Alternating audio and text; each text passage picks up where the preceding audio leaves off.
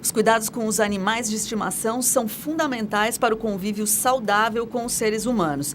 E a medicina veterinária tem avançado consideravelmente, tem melhorado muito a qualidade de vida dos animais. Esse é o tema do Viva Voz de hoje, que já está no ar pela rádio e também pela TV Univale, hoje com a participação do acadêmico de jornalismo André Schlindwein. Boa tarde, Lisa. Uma boa tarde para você que acompanha o Viva Voz pela rádio Univale FM nos 94,9, pela TV Univale no canal 11 da TV fechada aqui de Itajaí, ou pela internet no univale.br/rádio. Para entrar em contato com o programa é fácil, pelo e-mail que é o vivavozunivale@hotmail.com, a página no Facebook, facebook.com/vivavozunivale, ou Twitter, que é @vivavozunivale. Isso mesmo, a nossa convidada de hoje é a médica veterinária Ellen Blajeski, da Clínica Veterinária Adaras, aqui de Itajaí. Obrigada pela presença. Obrigada a vocês pelo convite. Bom, Ellen, a gente quer começar tentando entender sobre quais são, afinal, os cuidados essenciais que qualquer pessoa que goste de animais e queira ter, especialmente cães e gatos, eu acho que são os bichos de estimação mais comuns, né? Quais são os principais cuidados, os essenciais que as pessoas devem ter? Principalmente levar em consideração o esquema de vacinas, né, de um animal. Ele começa desde filhote e tem que lembrar de anualmente reforçar esse sistema imunológico dele, fazendo vacinas anuais. O controle de parasitas como pulga, carrapato, endoparasitas como vermes, né, e uma boa alimentação, né, todos esses itens são essenciais para uma vida longa e saudável dos animaizinhos. Uhum. E quais as recomendações para quem tem animais em casas com pouco espaço ou até mesmo um apartamento? O indicado é você ter tempo para passear com eles pelo menos 3 vezes por dia, né? Ou fazer atividade física regular. Diferente dos humanos, a atividade física ela não precisa ser 1, 2, 3 horas consecutivas. Às vezes, uns 10, 15 minutos de brincadeira já é o suficiente para estar fazendo essa atividade. E principal para esses cães que tem um ambiente reduzido é o exercício para não ficar monótono na vida deles e também acabar aí aumentando o peso ou tendo algumas alterações psicogênicas, né, relacionadas a não ter a interatividade, né? Ellen, agora eu estou aqui intimamente falando Ellen, mas enfim, estamos falando com a doutora Ellen, a médica veterinária, mas qual é a sua visão sobre o comportamento que as pessoas estão tendo com os seus animais? Você acredita que nessa sua experiência aí com a clínica, no seu dia a dia de trabalho, como você vê a relação dos seres humanos com os seus pets? Evoluiu isso também ou não? Evoluiu muito. Eu acompanho essa área de animais de estimação desde pequena. Hoje, mais do que nunca, os animais eles estão sendo membros da família. Tem muitos casais que acabam não tendo filhos, pessoas, e adotam os seus filhos cães ou filhos gatos, né? Que é bem a maioria é essa a realidade, né? E tem proprietários mesmo que já falam, olha, esse é meu filho, não pretendo ter filho pessoa, né? E acaba encarando isso como um membro da família, né? Agora, até que ponto isso é saudável para ambos os lados, né? Porque a gente conversava até sobre o programa, elaborando a produção aqui do programa, até que ponto a gente deve dar um limite para essa sensação e essa espécie de humanização do bicho, né? Porque você mencionou uma situação bem comum, né? As pessoas transformarem os seus animais em filhos, né?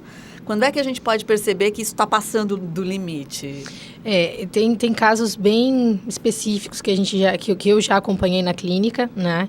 O problema principal de tudo isso, claro, é que a gente acaba tirando toda a parte do ser animal, né? A parte de comportamento animal, os cães, né? Vamos falar especificamente dos cães agora. Eles vivem em matilha, né? Sempre tem um líder, um animal alfa, e você colocando seu animalzinho dentro na sua cama ou comendo com ele, você evita essa parte de hierarquia e tem muitos distúrbios comportamentais. Então, os proprietários chegam, meu animalzinho está fazendo xixi no lugar que não deve. Na verdade, ele não deveria estar ali, né? Ou dentro de casa, fechado, sem poder fazer uma atividade física.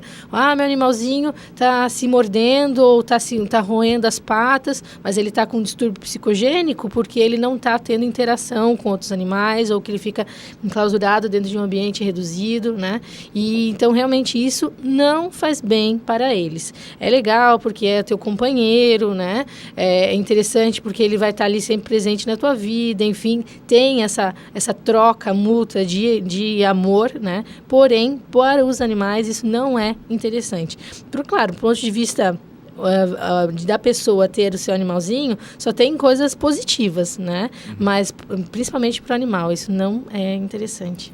Além da parte do animal que vive dentro de casa, por exemplo, o dono, ele tem que ter um cuidado necessário com o animal dentro de casa para não ter uma possível problema de saúde também, alguma coisa assim, não?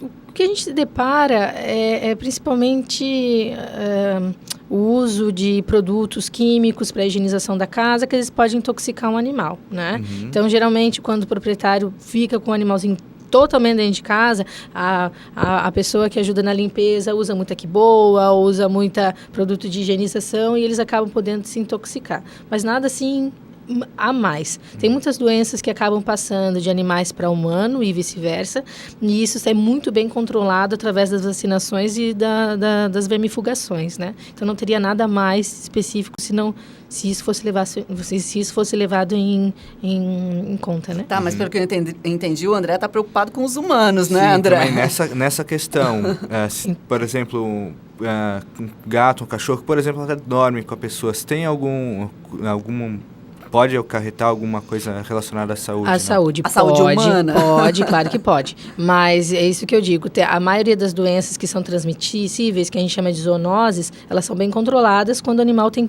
vacinações em dia e tem vermifugação também em dia. Não precisa exagerar exatamente. Na que Aí não precisa, exatamente. Aí não tem como passar porque ele não está contaminado, né? Legal. E quais são as principais doenças, as doenças mais comuns para cães e gatos, Ellen? Principalmente as doenças virais, né, de ambas as espécies. Tem sinomose para cão, parvovirose, coronavirose, doenças relacionadas à transmissão de protozoários pelo picada de pulga e carrapato, gatos também, toda a parte viral, né, e também doenças relacionadas ao sistema gastrointestinal, pela ingestão de corpo estranho, eles ficam parados no meio do caminho e acabam, às vezes, tendo uma obstrução, né, e levando quadros aí de até ruptura de intestino, ruptura de estômago e tendo que fazer procedimentos de emergência, né? São os mais variados, na verdade, mas infecção também uterina, muitas vezes por doenças, né, de trato reprodutivo, e então as famosas piometras de infecção. A gente também se depara bastante com tumores, né, tanto em fêmeas quanto em machos, das duas espécies. Pois é, e tumores, até o André, antes da gente entrar no ar, perguntava sobre isso, se é comum casos de câncer em cães e gatos, né? Por quê? Você tinha dito que sim, né, sim. Ellen? E por que isso acontece? O que justifica isso? A gente percebe que com o melhor cuidado dos animais, eles vivem por mais tempo. Então, essas são doenças que acabam evoluindo com o animal, né? Então, no caso dos tumores, são células tumorais que vão se diferenciando com o tempo, né? São células normais do corpo, mas se diferenciam e acabam formando tumores. E isso acontece quanto mais tempo o animal vive, né? É a velhice. É a velhice que acaba trazendo, assim como insuficiências, né? O rim acabar não funcionando direito, tendo insuficiência no fígado também, né? Problemas hormonais. Tem alguma raça que ela é mais resistente ou mais frágil a doenças, não? Os que não têm raça. Esses são os mais resistentes. Então é uma verdade que o vira-lata ele é mais resistente a doenças? É uma verdade. Porque se a gente for olhar no pensamento da biologia, né, eles fazem exatamente a melhoramento animal, né? Então, cães que estão na rua, eles têm que ter uma imunidade melhor para, se pegarem uma doença, acabarem por si só, sem nenhum tratamento, né, sobrevivendo, e isso vai passando geneticamente para os seus descendentes. Então, a linhagem deles são imunologicamente são imunologicamente melhor, né? Vamos aproveitar para fazer um marketing, então, dos vira-latas aí, porque tem gente que, lógico, acaba desprezando cachorros tão bonitos, cachorros, gatos, enfim, né? Lindos, maravilhosos, mas como eles não têm a raça definida, acabam meio que sendo descartados, né? Como é que você vê isso no seu dia a dia? O descarte, vamos dizer assim, de animais que não são benquistos ali. Apareceu na minha casa ou teve uma ninhada. As pessoas ainda estão fazendo isso? Então, na minha rotina, talvez pela clientela que nós atendemos, não tenho muito conhecimento de como está, mas a cada dia a gente percebe que as pessoas estão mais com mais vontade de fazer adoções e ter esse pensamento de adotar animais abandonados, e geralmente os abandonados são os que não têm raça definida, né? Então, eu acho que isso está melhorando, sim. Mas, em contrapartida, também tem a gente escuta, né? Pessoas que trabalham em ONGs, que foi abandonado numa caixa de papelão, não sei quantos filhotes, ou que a pessoa que estava responsável acaba jogando no lixo e assim sucessivo. Ainda acontece isso, mas o pensamento da adoção está sendo mais... tá melhor, né? No caso de uma pessoa que vai adotar um animal de rua, por exemplo, o que ela precisa na hora que ela vai adotar? Ela tem que levar no veterinário, passar por exames? O que ela precisa fazer? A recomendação é sempre, né, a avaliação pelo médico veterinário. Nisso, a gente vai fazer uma avaliação minuciosa com relação a todos esses parasitas que podem passar para a gente, que também fazem mal a eles, né? E, principalmente, geralmente a gente faz a avaliação através de exames complementares, exames de sangue, para fazer a avaliação geral do animal. Se ele está bem, se ele está apto, a indicação, se ele for... ser introduzido numa matilha, que ele faça uma espécie de quarentena, pelo menos 15 dias isolado, para evitar, né, que ele possa estar incubando uma doença, não estar demonstrando sinais clínicos e acabar contaminando os outros animais. Ellen, você comentou antes da gente dar início à entrevista que nesse momento muitos casos estão existindo de vermes e carrapatos, é isso? Explica pra gente o que está acontecendo. Já há uns 4 meses a gente fez um levantamento da clínica, a gente está fazendo muito diagnóstico de heliquiose e anaplasmose. São doenças transmitidas por protozoários que podem estar presentes na pulga ou no carrapato. Então, quando o animal ele apresenta esses ectoparasitas, eles podem ter o protozoário na hora da picagem, né, acabar transmitindo esses protozoários, que ficam na corrente sanguínea, matando células sanguíneas. Com o processo crônico da doença, o animal vem a óbito por anemia, né? E, além disso, né, leva à disfunção de várias partes do corpo, e os sinais clínicos são inespecíficos, né? Às vezes o animal chega, claro, os mais clássicos, quando tem alteração em plaquetas, tem hemorragias mais distintas, então tem hemorragia pelo nariz, tem hemorragia pelo pênis ou pela vagina, né? E outros que não são específicos vômito, ficar mais amuado, né, que a gente chama de prostração, não querer comer, aumento de temperatura, que não é nada específico de nenhuma doença, né, mas vale entrar junto no diagnóstico diferencial, porque a gente está fazendo bastante diagnóstico. Então, quer dizer, tem um exame específico para detectar Tem exames, isso? Hoje tem. E tem tratamento? Tem tratamento, e o médico veterinário consegue muitas vezes reverter, né, a situação, desde que o organismo do animal, né, consiga combater através do uso dos medicamentos. Tem situações que o proprietário leva tarde demais e o organismo deles acabam não respondendo, e eles vêm a óbito, né? Mas dentro do tratamento varia muito, desde o uso apenas de medicação, como inclusive transfusão sanguínea. Olha só. Ok, depois do intervalo a gente volta a conversar com a doutora Ellen Blajeski sobre os animais de estimação. Agora sim, já estamos de volta, e a pauta hoje são os cuidados com os animais de estimação. Nossa entrevistada é a médica veterinária Ellen Blajeski. Doutor, doenças como diabetes e obesidade são relacionadas aos humanos, né? Mas elas também podem atingir os animais? Como que elas atingem os bichos? Podem sim. Principalmente a obesidade está caminhando ao passos da medicina humana, né? A diferença é que os animaizinhos não abrem a geladeira e não comem por conta. Então, os mais responsáveis, sim, são os proprietários. Salvo alguns animais que acabam tendo problemas hormonais e que acabam dificultando, né, no metabolismo orgânico, e eles acabam acumulando mais gordura do que o normal. Então, nesses casos, a gente tem que entrar com um diagnóstico na endocrinologia e fazer um melhor tratamento. Com relação à diabetes, também é comum nós encontrarmos, e o tratamento é muito parecido com o da medicina humana, que é o uso de insulina. Então, por exemplo, dar comidas do ser humano para animais pode afetar, pode prejudicar o bichinho com uma possível doença? Pode, mas não necessariamente.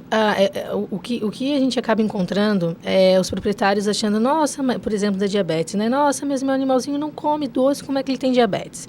O doce, ele é a base de carboidrato, né? Então, é o carboidrato e açúcar. Então, isso que sim, que leva à alteração orgânica. Mas a diabetes, ela não é só de um tipo. Tem, né, vamos falar vulgarmente, 3 tipos de diabetes. Pela falta da produção da insulina, pelo pâncreas, ou o pâncreas produz a insulina e não tem mediadores para levar essa insulina e a glicose para dentro das células, ou alguma coisa está fazendo com que a insulina não possa trabalhar direito. Então, vamos dizer que são 3 formas distintas, né? E não tem relação com a alimentação do animal.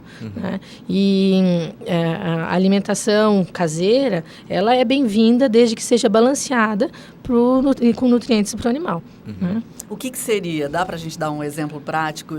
Porque eu acho que as pessoas também ficaram muito confortáveis com compra um pacote de ração e pronto, né? Sim. Tem alguma alternativa para isso que você possa sugerir? A proposta do uso de ração, ela é a proposta de ter um alimento balanceado, de qualidade e que não estrague tão rápido como uma comida humana, né? As comidas, então, que a gente chamam caseiras, elas têm a sua importância. O animal, né, na sua vida natural, ele come caça, alguns vegetais e frutas, né, e isso deve ser incorporado, sim, à alimentação deles. O problema é que tem alguns aminoácidos que são essenciais para o animal e que não são para o humano. Então, quando for pensado em dar alimentação caseira, tem que fazer a suplementação. A minha indicação é suplementos para animais, para melhorar, incrementar aí a dieta deles. No caso, por exemplo, a pessoa, final de semana, faz um churrasco em casa, tem um cachorro. E tem a carne, lá fica o osso desse churrasco. Pode dar pro cachorro? Eles também, não, na vida natural, eles comeriam, sim, gostam de roer, enfim. O problema é que, às vezes, essas lascas, elas podem acabar sendo ingeridas, né, e acabar machucando o trato gastrointestinal. Muitas vezes também obstruindo, né, o sistema gastrointestinal. Então, aí tem um corpo estranho com obstrução. Nem sempre isso acontece, né. Tem alguns ossos que são mais maleáveis, por exemplo, os ossos de galinha, por isso que realmente o pessoal diz, não, o osso de galinha não pode dar, porque elas são mais maleáveis. Mas o interessante, né, é não dar para evitar com que isso aconteça. Né? Já que a gente está falando de comida, acho que a gente acabou passando batido ali na questão da obesidade, certo. Porque é muito comum a gente ver cachorro e gato bem gordinho. E, em geral, a gente tem aquela visão popular, ai, que fofo, tá lindo, né? Porque ele tá gordo. Sim. Como é que a gente pode perceber que passou do limite, Ellen? Do tamanho, né, do perfil do animal. A gente costuma avaliar os cães e os gatos pelo perfil, então, corpóreo, né? Aqueles animais que têm um formato de barril, né? Quais são? Aqueles que não têm cintura, que a inserção da cauda na região da coluna, você não consegue sentir porque tem muita gordura na região. O abdômen abaulado, né? Você vai fazer carinho e você não consegue sentir as costelas. Ou você olha também para eles e vê aquele acúmulo de gordura na região de tronco, né? Na região de pescoço. Tudo isso são sinais porque ele está com um score corporal acima do normal. Assim também, em contrapartida, né, os cães com baixo score é ao contrário do que eu falei, né? Tem muita cintura, já está aparecendo muitos ossinhos, né? E também tem que ser avaliado para poder fazer uma boa correção. Uhum. No caso da diabetes, quais os sintomas que aparecem no animal? Também são muito variados, mas uma característica é a ingestão de grande quantidade de água, logo, né, acaba urinando bastante. Tem situações que tem vômito, tem situações que tem diarreia ou emagrecimento progressivo. Bacana. Ellen, vamos falar um pouquinho da sua vida como veterinária, né? Conta um pouquinho de como você entrou nisso, o que te atraiu para essa profissão. Fala um pouquinho da evolução desse trabalho. Eu tive a oportunidade de ter na família, né, um médico veterinário, meu pai, e acabei acompanhando durante a minha infância e adolescência o trabalho dele, onde eu me apaixonei. E hoje, né, há 6 anos, já como formada, atuo na área. E a área de medicina veterinária ela é muito abrangente. Você pode trabalhar em várias áreas, em várias...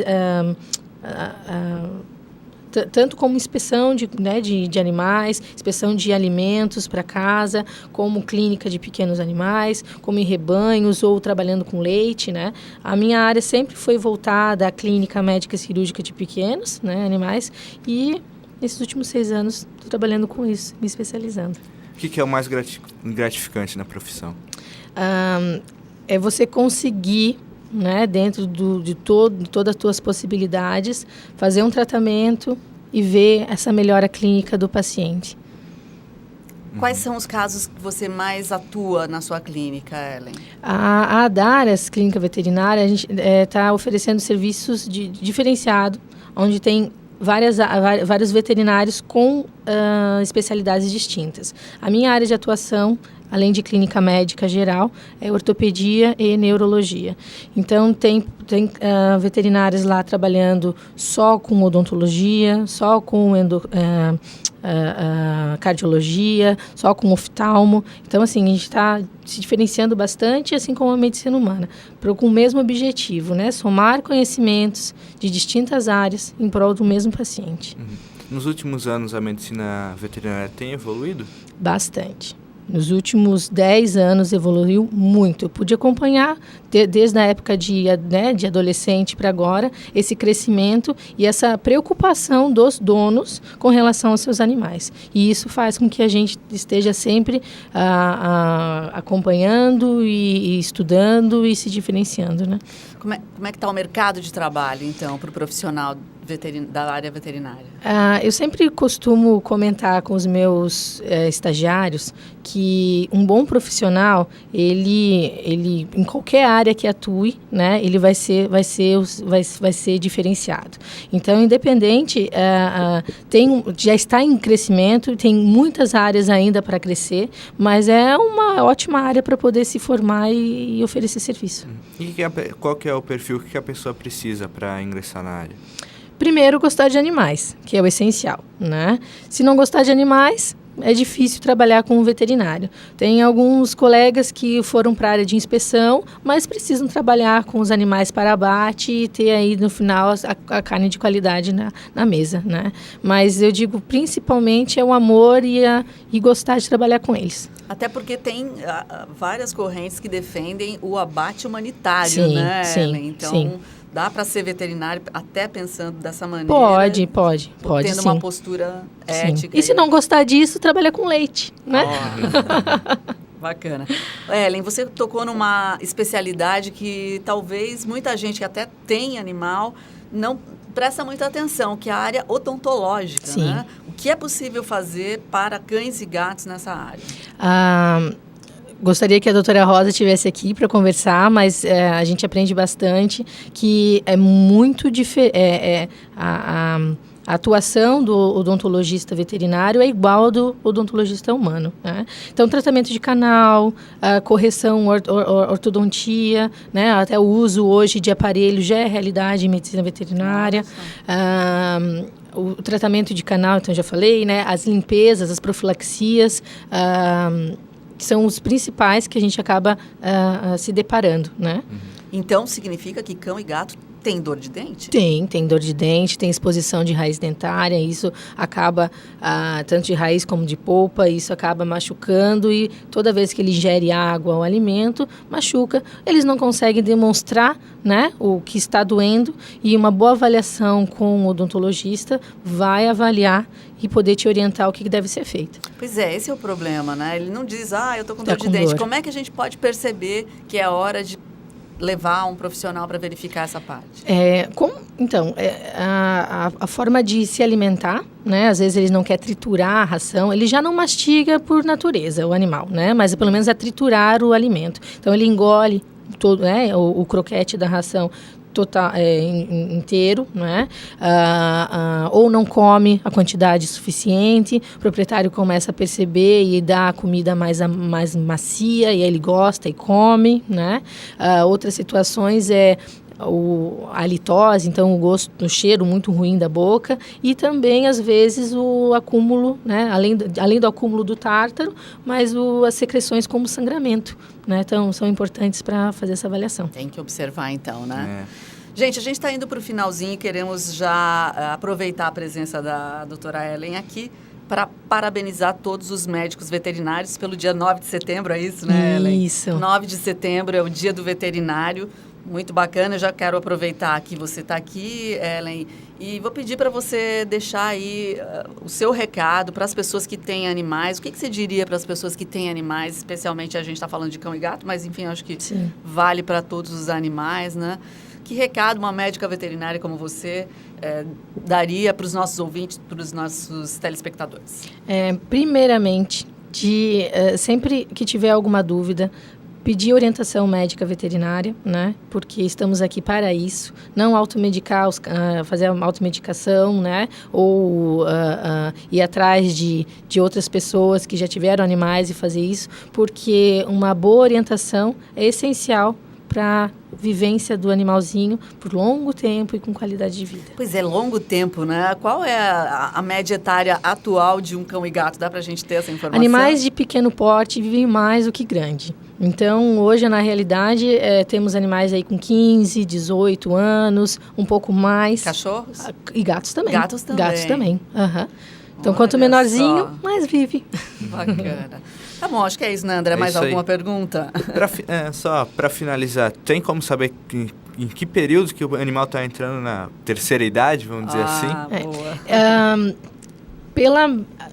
A gente consegue avaliar pela idade dele em si, né? Mas principalmente aqueles cães que gostavam de fazer bastante brincadeira, o correr, eles já não correm direito, né? Ou ficam mais ofegantes na hora de um exercício, ou sentem dor na hora de levantar, ou na hora de caminhar, né? Ele começa a demonstrar sinais que, né, o organismo já não está suportando o que ele suportou a vida inteira, né? Que é normal, faz parte da vida, né? Mas a gente também tem como oferecer alguns cuidados e orientações para que ele possa viver, mesmo que nessa situação, com mais qualidade. Muito obrigada. A gente conversou com a médica veterinária Ellen Blajeski. Obrigada, Ellen. A Ellen atua na clínica veterinária Adaras aqui em Itajaí. É isso, né, André? É isso aí, o programa de hoje fica por aqui. Até o próximo. Tchau. Obrigada. Viva a Voz. Realização: curso de jornalismo do Centro de Ciências Sociais Aplicadas, Comunicação, Turismo e Lazer e Pró-Reitoria de Pesquisa, Pós-Graduação, Extensão e Cultura, Propec da Univale. Produção e técnica: André Schlinwein, Ellison Gomes, Fernanda Vieira e Jennifer Mânica. Coordenação: Lisa Lopes Correia. Supervisão: Alberto Russi.